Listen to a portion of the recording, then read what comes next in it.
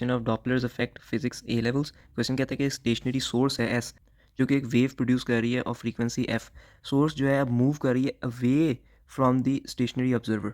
For example ये एक मेरी सोर्स थी जो कि वेव्स जो है प्रोड्यूस कर रही थी नाउ, और ऑब्जर्वर मेरा जो है यहाँ पे जो है ऑब्जर्व कर रहा था इन वेव्स को।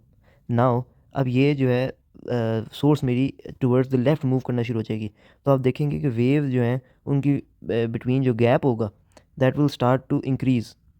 सो ऑटोमेटिकली एज़ मेरी वेवलेंथ जो है वो इंक्रीज़ कर रही है, मेरी फ्रीक्वेंसी जो है वो डिक्रीज़ कर जाएगी। तो मेरा यहाँ पे फॉर एग्जांपल अब कोई ऑब्जर्वर है तो उसको जो है वेव्स की फ्रीक्वेंसी कम महसूस होगी देन द एक्चुअल फ्रीक्वेंसी, लेकिन जो सोर्स की फ्रीक्वेंसी है वो चेंज नहीं हो रही।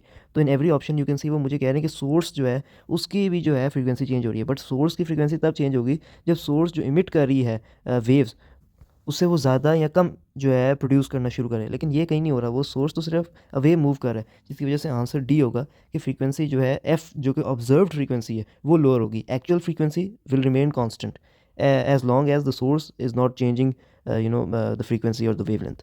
That's the correct answer to the question. If you have any questions about or doubts about this, you can ask in the comments.